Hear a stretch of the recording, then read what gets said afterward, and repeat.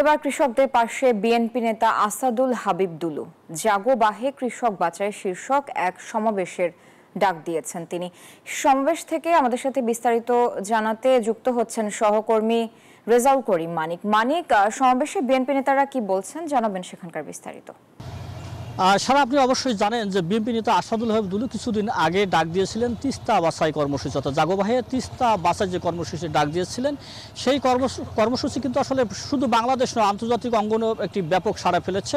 আর তার কিন্তু ধারাবাহিকতায় আসলে আপনি জানেন যে গত কয়েকদিন থেকে আলু কৃষক কিন্তু অর্থাৎ বাজারে দাম না পেয়ে এবং কোলেস্টোর রাখার জায়গা না পেয়ে তারা কিন্তু গরুকে খাওয়াচ্ছে। অন্য সবজির দামও কিন্তু তলানিতে, তামাকেও কিন্তু কৃষক কোনো দাম পাচ্ছেন না। এই বিষয়ে কিন্তু জাগোবাহে কৃষক বাছাই কর্মসূচি ডাক দিয়েছেন বিএনপি নেতা আসাদুল হাবিব দুলু। এই বিষয়ে একটু আপনার সাথে কথা বলতে চাই। এই যে আপনি জানেন যে আসাদুল হাবিব দুলু জাগোবাহে কৃষক বাছাই কর্মসূচিটি ডাক দিয়েছেন, আপনি কি মনে করেন কেন এই ডাক দেওয়া হলো? কৃষকদের উৎপাদিত সমস্ত পণ্যের ন্যায্য মূল্য না পাওয়ার কারণে আমাদের প্রিয় নেতা অধ্যক্ষ আসাদুল হাবিব দুলু ভাইয়ের নেতৃত্বে আজকে কৃষকদের সমাবেশ ডাকানো হয়েছে। একটু আপনার সাথে সংক্ষিপ্ত আকারে জানতে চাই যে কেন এই কর্মসূচি আপনারা বাস্তবায়ন করছেন। আমরা বৃহত্তর রংপুর অঞ্চলের মানুষ, আমাদের উৎপাদিত পণ্যের ন্যায্য মূল্য দাম না পাওয়ার কারণে আমাদের প্রিয় নেতা অধ্যক্ষ আসাদুল হাবিব দুলু মহোদয় আজকের এই কৃষকদের ন্যায্য মূল্যের দাবিতে আজকের এই বিক্ষোভ সমাবেশ। আপনার কাছে জানতে চাই এই অনুষ্ঠানটি আয়োজন করেছেন আপনি, আয়োজক কমিটিরও একজন, একটু আমাদেরকে বান্ডেল থাকলে প্রতি সেনমানিতে টাকা বাঁচবে। বিকাশ সেনমানি বান্ডেল কিনে জিতুন প্রতি লেনদেনে। বলবেন যে কেন এটি সারা ফেলবে কতটুকু একটু বলুন। তিস্তা বাছাই কর্মসূচিতে যেভাবে সারা পড়েছে, ইনশাআল্লাহ এই কৃষক বাছাই কর্মসূচিতে এর দ্বিগুণ সারা পড়বে, কারণ কৃষকরা তাদের ন্যায্য মূল্য থেকে বঞ্চিত মধ্যসূত্র ভোগীদের কারণেই।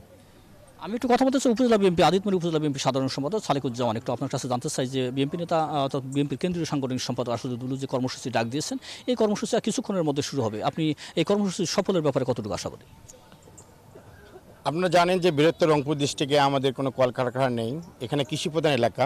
আমাদের প্রিয় নেতা অধ্যক্ষ আসাদুল হাবিব দুলু ভাই যেভাবে কৃষক বাঁচাও তিস্তা বাঁচাও কর্মসূচি ডাক দিয়েছিলেন, তার পরিপ্রেক্ষিতে আজকে যে নতুন করে উনি ডাক দিয়েছেন যে কৃষক বাঁচাও, এই অঞ্চলের মানুষকে ন্যায্য মূল্য দিতে হবে প্রত্যেকটি পণ্যের, আলু থেকে শুরু করে ভুট্টা, ধান, সবজি সব কিছুর জন্য।